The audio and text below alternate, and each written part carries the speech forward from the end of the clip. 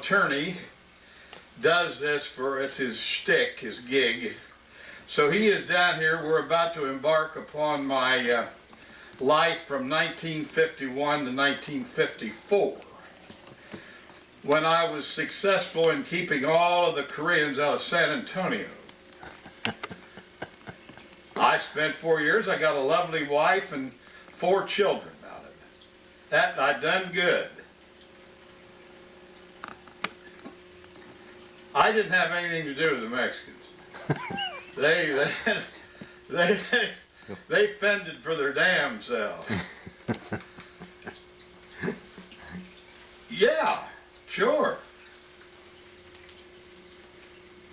Well,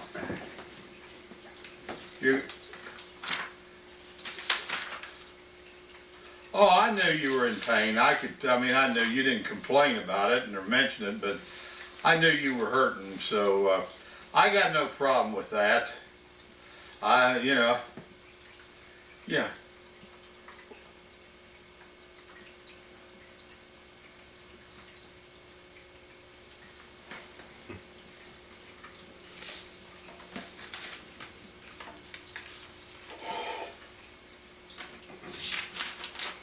Jim Peach came home last night. He was all fired up, had a couple beers in, and Laura, we had their kids here. His opening shot was, I got there and he said, I decided that I wasn't going to get out of line. I was going to be conservatives.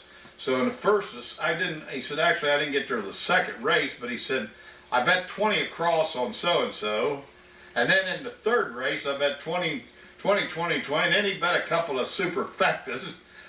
What was he bet? $45 on the one, and he did hit it, but he said he was pissed off because he only paid $248. But I got a kick out of him saying, I decided to be conservative. Yeah, me and you both. I think the highest bet Lou and I ever made was $4. Well, never mind. We will. That's another story. Well, listen, I've got this gentleman here who's a very busy man, got much more to do than listen to my talk to you, and so we're going to embark on this. And if you want a copy of it, it'll be on the shelf of the Portsmouth Public Library. Mine and Alvin York. Okay, I'll see you. Yeah, happy Easter, Court. Was that a male or female? That was a John Walker type brother. Was that a veteran? Court? No, I don't think he is. I don't think he is. Okay. You know, Andy. Well, I think he did that as a reporter. Okay. Where do you want me to sit? I want you to sit right there. You like my little waterfall that's I do. Does very that calm you? Please? Does that calm you? Yes. That's a short answer, yeah. What's your name? Jack David John. David.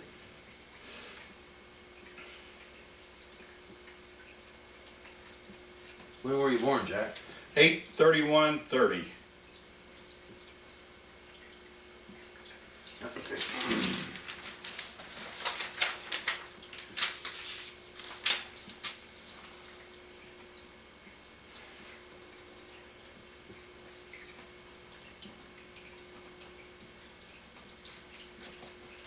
Keep this with your stuff. This is to my family and all my descendants therefrom, and that tells anybody who finds that, like 100 years from now or something like that, you're on tape 12 at the Portsmouth Public Library. Capish. Okay, well, Jack, you told me your name and your date of birth, and where were you born?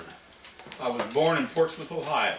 Okay, and your present address is? 1636 4th. And we're in the basement of your house in your den area of 1636. Call it what you like. Okay.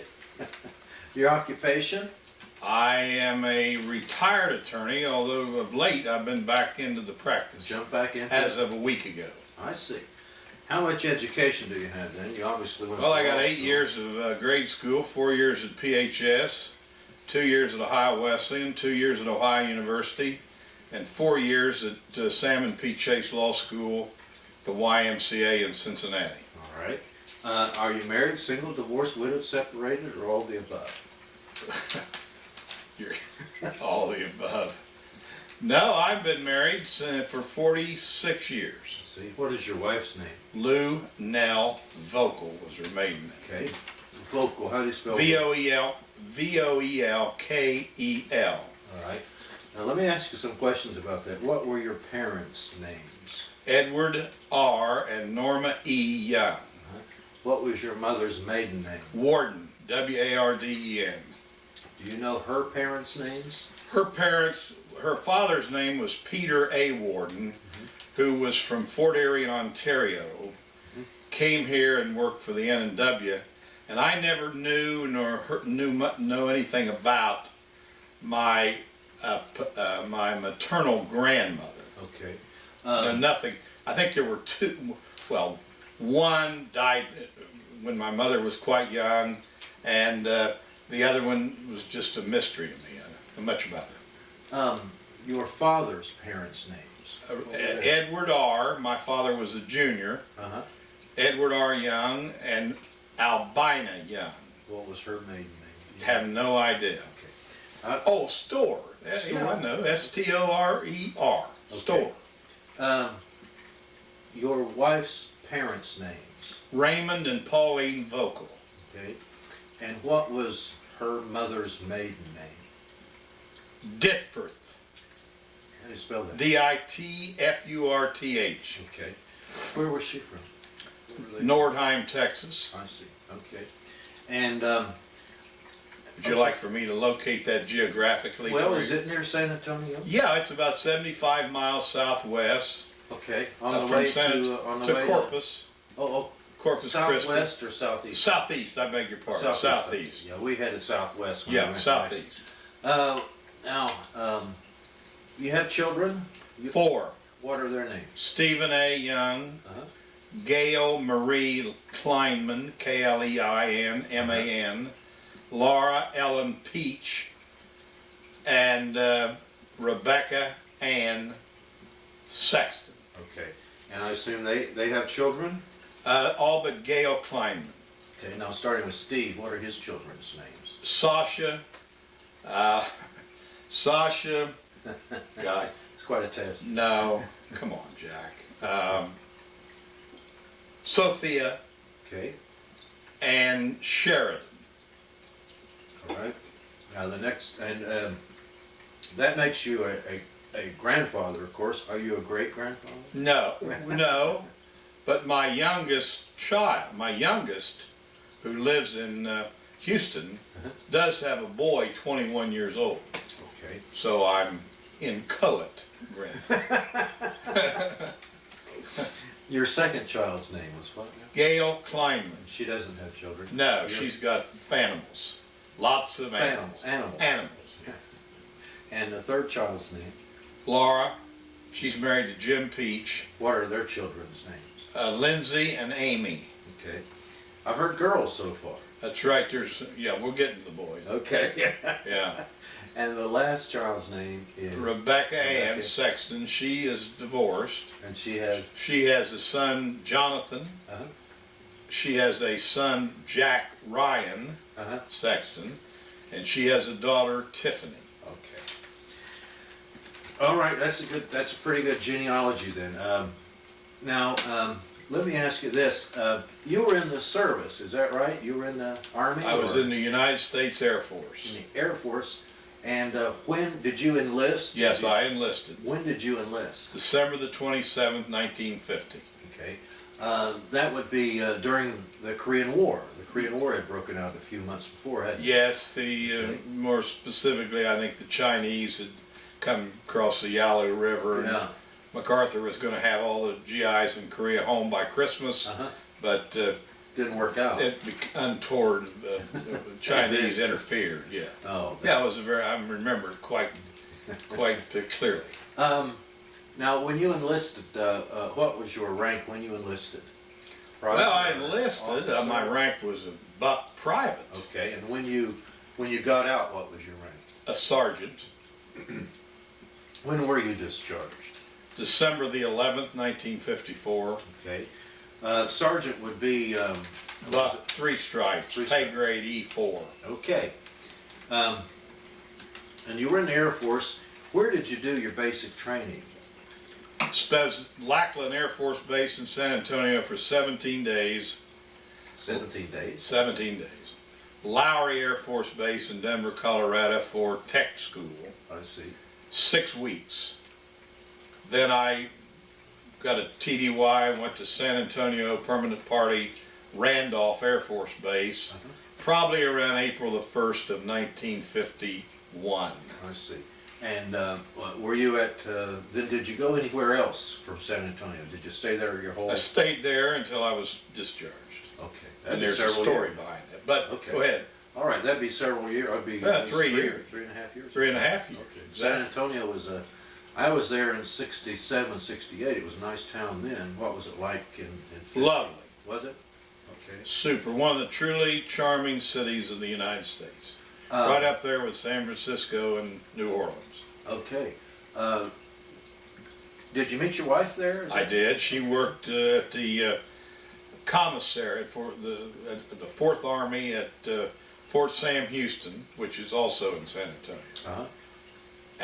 In the PX supply, they supplied PXs throughout their army, 4th Army. I see. What was what we call your MOS? 73-150. What does that do? Well, I went to Lowry Air Force Base as a classification and assignment person. I went to 7 weeks of tech school, Oh. graduated with, I presume, some honors.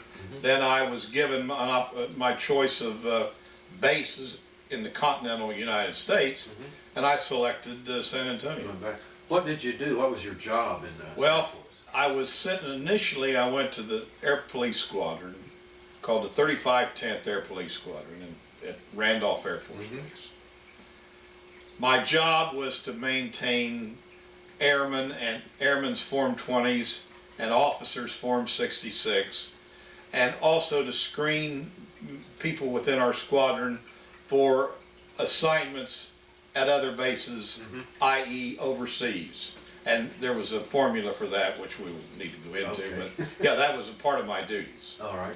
Then, when I got out of the squadron, I moved up to group headquarters, which encompassed 5 different squadrons, and I was basically in charge of class assignments. In other words, screening people for transfer to other military installations throughout the United States, throughout the world. Throughout the world. Yeah.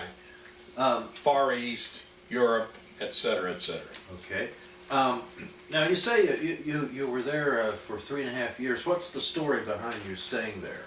Well, it's almost embarrassing, John. You don't have to tell me. Well, I don't mind telling you because the group commander, Colonel Brock, I think his name was, had a passion for called the Commander's Trophy.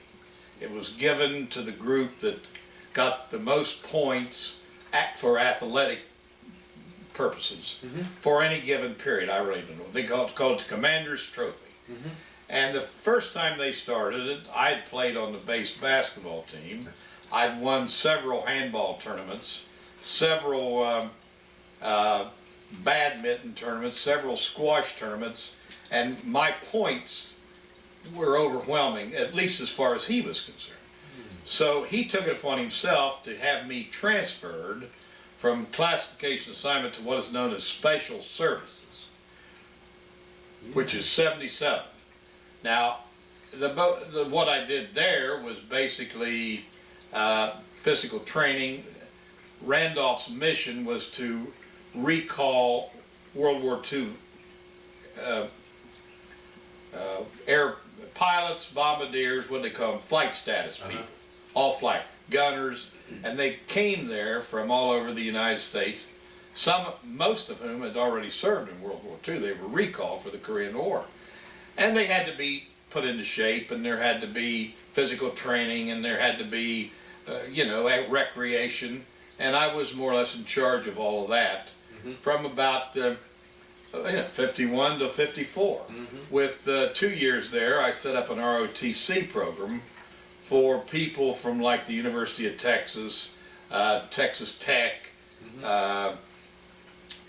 North Texas State, etc. They would come down here, their ROTC, and I would organize them into soccer, basketball, football, swimming, whatever. And we did calisthenics, and really it was kind of a good job. In fact, there were quite a few of them that come up to me while they were there wondering, how could I get into what you're doing? So, I mean, you were the colonel's favorite because Well, you're a good athlete. I really wouldn't want to put it that way. I don't know. I don't think I ever met the colonel face to face, but that's pretty much He was there what I behind the scenes. deduced from hearsay. Well, somebody would have to do it, and it might as well, Yes, that's right. Let's leave it at that. Well, okay. Do you have anything else that you'd like to tell me? Do you have any tattoos you'd like to talk about or anything like that? No, I have no tattoos. While I was there, I was coach of the swimming team, All right. and we took a trip to participate in the Southwest Air Force swimming and diving meet. I personally was a quote-unquote 1 and 3 meter diving person who competed against a gentleman from the University of Texas who went on to win all three 10 meter, 3 meter, and 1 meter events in diving at the Olympics. Would have been in 1950. His name was Skippy Browning. He was in this competition. So we did that. I mean, that was somewhat noteworthy. I think I finished second or first, I guess, in the military. I see. Okay. Now, after you got out of the service, when was that? 1954? You got out in 53? Well, let me just mention that Okay. I got married while I was in the service All right. in 1953, and we moved off base to an apartment on Brooklyn Avenue in San Antonio, and we lived there a year as a married couple, and visited restaurants and saved a little money and bought a car. And then when I got discharged, we drove here to Portsmouth, and my wife was then 7 months pregnant. I went on up to Athens, Ohio. I didn't go back to Ohio Wesleyan because it was much more expensive. I think Ohio U was like $45 a semester or something at the time. So I went up there and found a place to live, and found a job selling shoes for a shoe retailer. And then she had the baby, and probably a month or two thereafter, she moved up to Athens with me.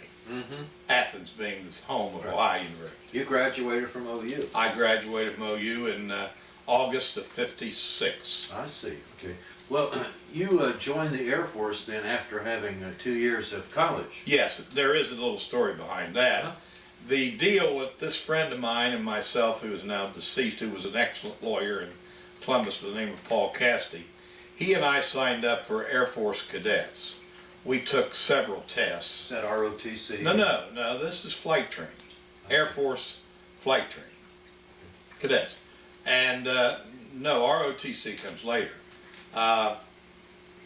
And I was 2 years in the Air Force before I ever heard anything further about my application for cadets.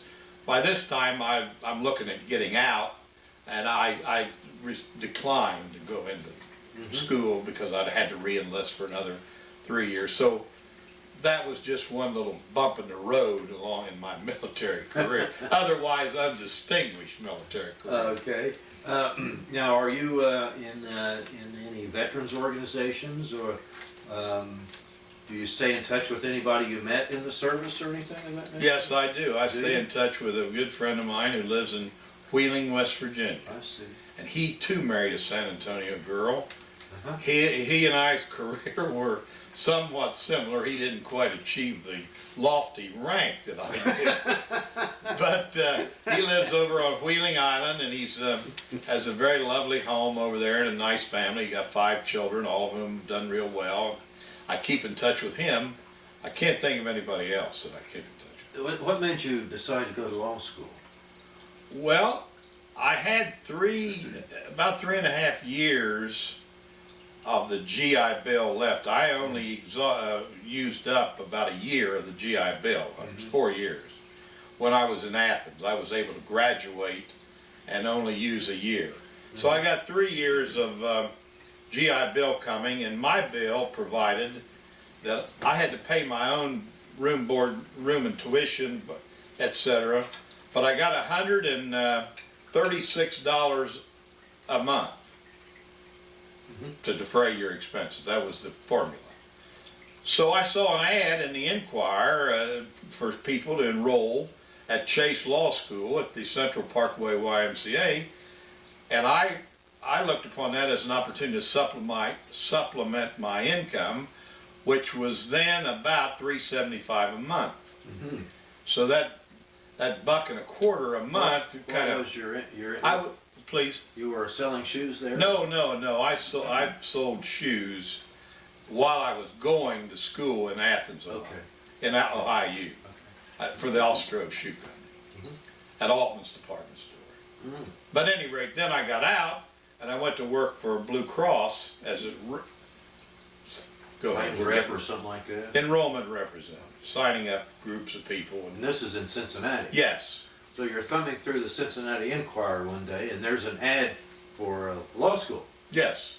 Come on down.